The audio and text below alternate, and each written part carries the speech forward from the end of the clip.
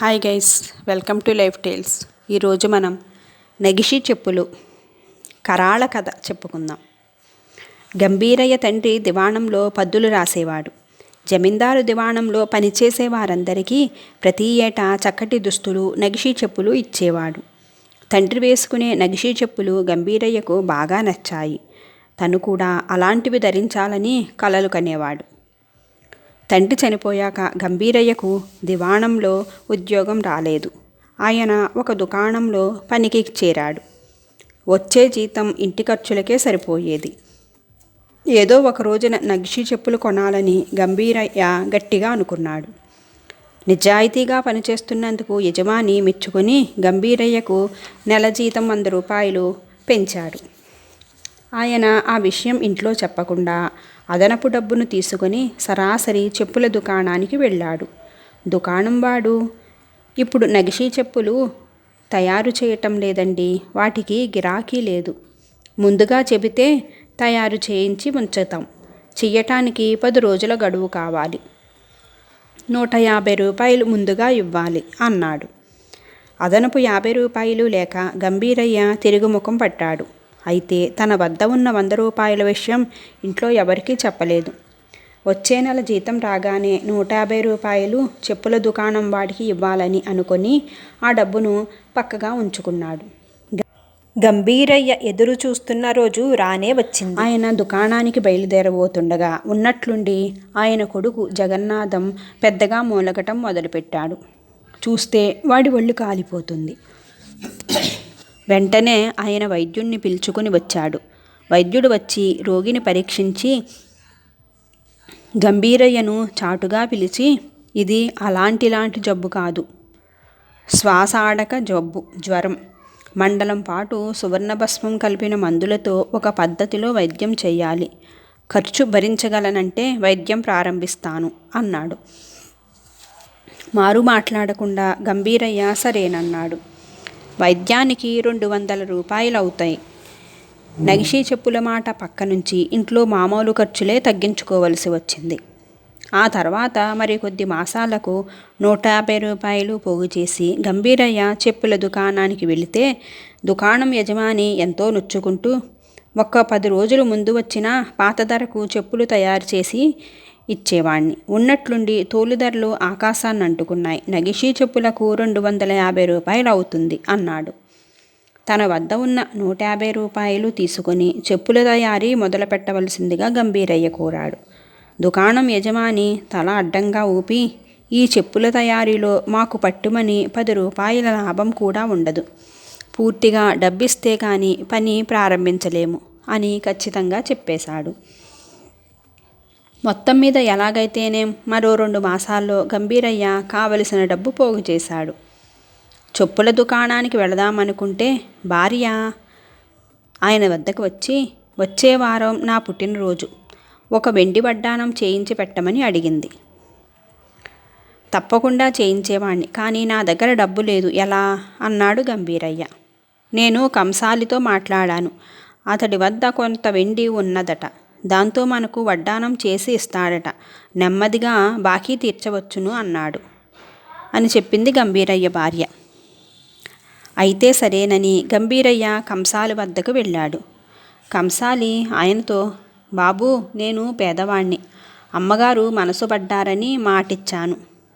నా బాకీ తమరు ఎక్కువ కాలం ఉంచుకోరని నమ్ముతున్నాను అన్నాడు. అక్కడి నుంచి గంభీరయ్య చెప్పుల దుకాణానికి బయలుదేరాడు. కానీ దారిలో ఆయన ఆలోచనలు మారిపోయాయి. కాపురానికి వచ్చింది మొదలు ఇంటెడు చాకిరీ చేయటమే తప్ప ఏదీ కావాలని అడగలేదు భార్య. ఆమె మనసు పడ్డ వెండి వడ్డానం చేయించడం ధర్మం. అలాగే కంసాలి విషయం కూడాను. అతడికి ఖర్చులెక్కువ, వాటికి సరిపడా సంపాదన ఉండదు. తనలాగే బరువుగా సంసారాన్ని ఈడ్చుకుంటూ వస్తున్నాడు. అలాంటి వాడికి బాకీ పెట్టడం న్యాయం కాదు. అయినా కంసాలికి డబ్బు బాకీ పట్టి తను నగిషి చెప్పులు కొనుక్కుంటే అంతా ఏమనుకుంటారు అని అనుకుని ఆలోచిస్తూ ఉన్నాడు. ఇలా ఆలోచించి గంభీరయ్య తన నగిషి చెప్పుల కోరికను వాయిదా వేసి ఉన్న డబ్బును కంసాలికిచ్చి బాకీ లేకుండా వడ్డానం చేయించాడు. భార్యతో ఆయన నీకు వడ్డానం చేయించాలని నేను అనుకుంటూ నీకు తెలియకుండానే డబ్బు దాస్తూ వచ్చాను. అందువల్ల అరువు పెట్టకుండానే నీకు ఇది చేయించగలిగాను అని అన్నాడు. భార్య ఎంతో సంతోషించింది. మరికొద్ది నెలల గడిచాక మళ్ళీ డబ్బు పోగు చేసి చెప్పుల దుకాణానికి వెళ్తే దుకాణం యజమాని నొచ్చుకుంటూ, ఈ పనితనం ఒక్కడికే వచ్చు, వాడు కూలి పెంచేశాడు, 350 రూపాయలు ఇస్తే కానీ అలాంటి చెప్పులు తయారు కావు అన్నాడు. గంభీరయ్య మళ్ళీ నీరు కారిపోతే, అయ్యా, మీరు నగిషీ చెప్పుల గురించే ఎందుకు ప్రాకులాడతారు? 100 రూపాయల్లో మీకు కాలికి మెత్తగా ఉండి చూడటానికి అందంగా ఉండే 4 ఏళ్లపాటు మన్నే చెప్పులు కుట్టించి ఇస్తాను అన్నాడు. ఇందుకు గంభీరయ్య అంగీకరించలేదు. నేను నగిషీ చెప్పులు చేయించుకోలేనని అనుకోవద్దు. వాటిని ధరించడం నా జీవితాశయం. ఎంత ధర పెరిగినా సరే ఏదో ఒక రోజున వాటిని కొని తీరతాను అని అన్నాడు. ఆ తర్వాత వారం రోజులకు గంభీరయ్య పుట్టినరోజు వచ్చింది. ఆ రోజున భార్య ఆయనకి తలస్నానం చేయించి కొత్త బట్టలు కట్టించాక, మీకు ఈ రోజున నేను పిల్లలు అపురూపమైన కానుక ఇస్తున్నాం, అదేమిటో చెప్పుకోండి చూద్దాం అంది. గంభీరయ్య చెప్పలేకపోయాడు. అప్పుడు ఆమె ఆయన ముందు ఏ అందమైన నగిషీ చెప్పుల జత ఉంచి, వీటి కోసం పిల్లలు కొన్ని సరదాలు మానుకున్నారు, నేను కొన్ని ఖర్చులు తగ్గించాను, మీ పుట్టినరోజు నాడు మీకు ఇవ్వాలని రహస్యంగా డబ్బు దాచాం అని చెప్పింది. గంభీరయ్య వాటిని ధరిస్తే అవి ఆయన కాళ్లకు అమిరినట్లుగా సరిపోయాయి. పిల్లలు చప్పట్లు కొట్టారు. ఆయన మాత్రం, అయ్యో, ఎంత పని చేశారు, అనవసరంగా వీటి గురించి డబ్బు వృధా చేశారే అని బాధపడ్డాడు. కరాళుడు ఇంతవరకే కథ చెప్పి, నగిషీ చెప్పుల కోసం గంభీరయ్య ఎంతగానో ప్రయత్నం చేశాడు. ఎన్నోసార్లు కొనబోయి ఆగిపోయాడు. జీవితంలో ఎప్పటికైనా వాటిని కొంటానని దుకాణం యజమానితో అన్నాడు.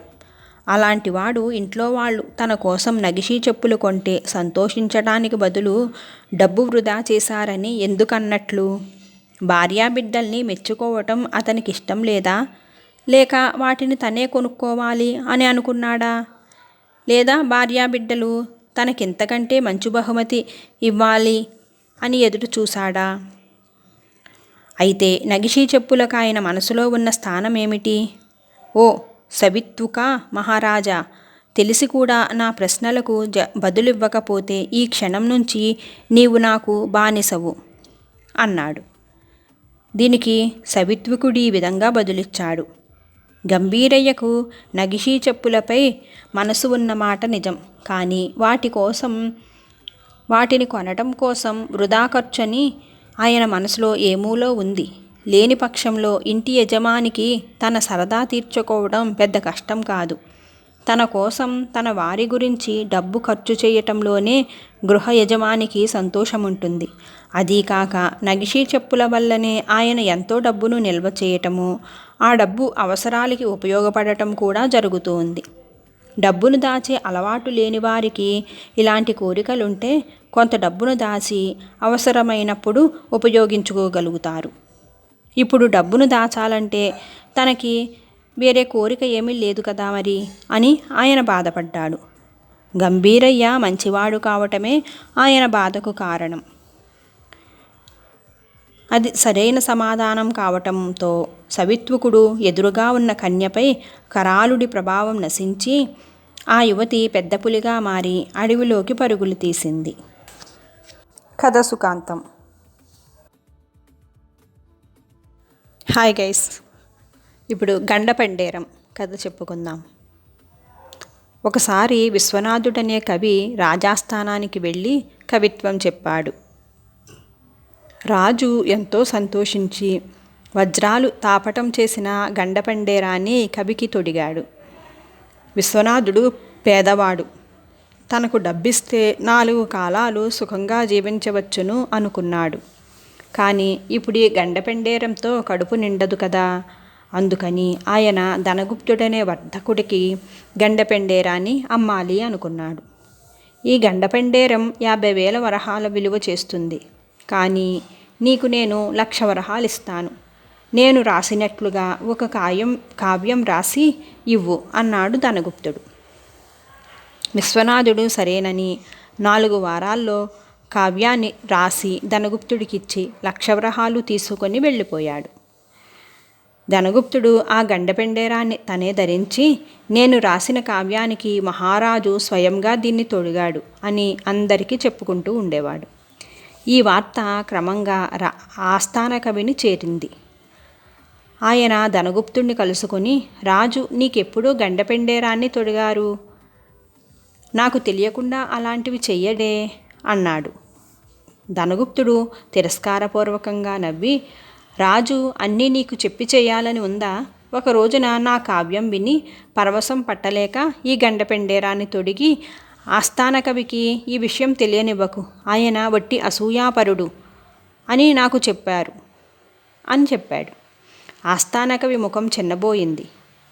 రాజునంతగా మెప్పించిన ఆ కావ్యం ఏమిటో తెలుసుకోవాలని వినగోరితే ధనగుప్తుడు చదివి వినిపించాడు. ఇదేం కావ్యం, అర్థం పర్థం లేకుండా ఉంది అన్నాడు ఆస్థాన కవి. ఇది చాలా గొప్ప కావ్యమని మా ఆస్థాన కవికి కూడా అర్థం కాదని రాజు అప్పుడే చెప్పాడు అన్నాడు ధనగుప్తుడు. ఆస్థాన కవి ఉడుక్కుని వెళ్ళి రాజును కలుసుకుని విషయమంతా చెప్పి, తమరిలా నన్ను అందరి వద్ద చిన్నబుచ్చుతారని నేనెప్పుడూ అనుకోలేదు అన్నాడు. అందుకు రాజు ఆశ్చర్యపడి, నేను వర్తకుడి కావ్యం విని గండెపెండేరం తొడిగిన విషయం నాకు గుర్తులేదు అని వెంటనే ధనగుప్తుడికి కబురు పంపించాడు. ధనగుప్తుడి లోకజ్ఞానం తిరుగులేనిది. ఆయన రాజును చేరుతూనే, మహాప్రభు, విశ్వనాథుడనే మహాకవి నా కావ్యాన్ని విన్నాడు. ఆయన వెంటనే తన గండెపెండేరాన్ని నాకు తొడిగి, ఇది ధరించే అర్హత నాకు కాదు, మీకే ఉంది అని వెళ్ళిపోయాడు. నేనాయనను ఉత్తి చేతులతో పంపటం ఇష్టం లేక 1,00,000 వరహాలు కానుకగా కూడా ఇచ్చాను అన్నాడు. రాజు కుతూహలంగా ధనగుప్తుడి కావ్యాన్ని వినాలనుకున్నాడు. కానీ ఆయనకు అందులో ఒక్క పదం కూడా అర్థం కాలేదు. ధనగుప్తుడు చెలించకుండా, ప్రభు, ఇది విశ్వనాథుడు మెచ్చిన కావ్యం. ఆయన అర్థమైనప్పుడు ఏ కవికైనా అర్థం కావాలి కదా. ఈ కావ్యాన్ని మీ కొలువులో ఉంచి దీనికి అర్థం చెప్పగలిగితే వాడినే ఆస్థానంలో ఉంచుకొని అసమర్థులను తొలగించండి అన్నాడు. అయితే నీవే ఈ రోజు నుంచి నా ఆస్థాన కవివి అన్నాడు రాజు. ప్రభు, ఉత్సాహం కొద్దీ ఒక కావ్యం రాసిన నా ఆసక్తి అంతా వ్యాపారం మీదే ఉంది. తమరు వేరే ఎవరినైనా ఆస్థాన కవిగా ఎన్నుకోండి అని ధనగుప్తుడు వినయంగా రాజుకు చెప్పుకున్నాడు. అప్పుడు ఆస్థాన కవి కలగచేసుకుని, ఇందులో ఏదో మోసమున్నదని నాకు అనిపిస్తుంది. 6 మాసాలలోగా ఎవరైనా ఈ కావ్యానికి అర్థం చెబితే సరే, లేదా ధనగుప్తుడే తన కావ్యానికి అర్థం చెప్పాలి. అలా చెప్పగలిగితే నేను ఆస్థాన కవి పదవి నుంచి తప్పుకుంటాను. అర్థం చెప్పలేకపోతే ధనగుప్తుడిని కారాగారంలో వేయాలి అన్నాడు. రాజు సరేనన్నారు. వ్యవహారం ఇంత దూరం వెళుతుందని ఊహించని ధనగుప్తుడు వెంటనే మనుషులతోటి విశ్వనాథుడిని వెతికి తీసుకురావలసిందిగా పంపించాడు. 4 రోజుల్లో వాళ్ళు విశ్వనాథుడిని పట్టుకుని తీసుకొని వచ్చారు. ధనగుప్తుడు ఆయనతో, తమరు నా పేరు మీద రాసిన కావ్యం అర్థం పర్థం లేనిదని అంతా అంటున్నారు. ఆ అపవాదును మీరే పోగొట్టాలి.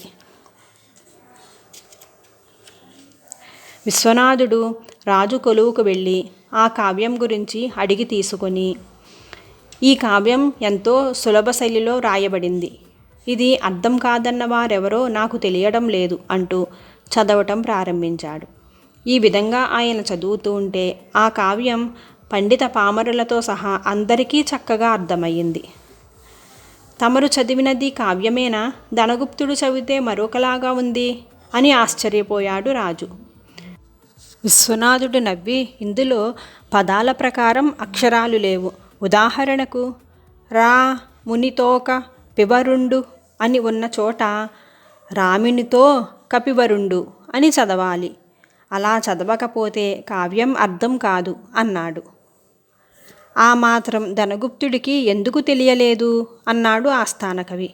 అయ్యా, కావ్యం ఆయనదే, కానీ రాసింది నేను కదా. ధనగుప్తుడు కవిత్వం చెప్పగలడు, కానీ రాయలేడు, రాసింది చదవలేడు అన్నాడు విశ్వనాథుడు. అందరూ గొల్లుమని నవ్వారు. రాజు జరిగిందంతా తెలుసుకొని డబ్బుతో కావ్యాలను ఎవరూ స్వంతం చేసుకోలేరని రుజువు చేయాలనే తమరు ఈ పని చేసినట్లుగా కనబడుతుంది.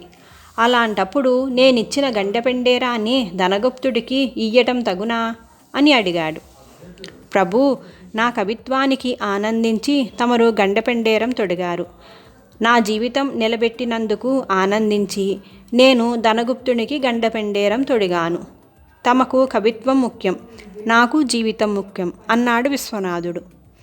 రాజు వెంటనే విశ్వనాథుడికి 1,00,000 వరహాలనిచ్చి, గండపెండేరం కవిత్వాన్ని బ్రతికిస్తుంది, డబ్బు కవిని బ్రతికిస్తుంది, ఇక మీదట నేను కవిత్వంతో పాటు కవిని కూడా బ్రతికిస్తాను అని చెప్పాడు రాజు.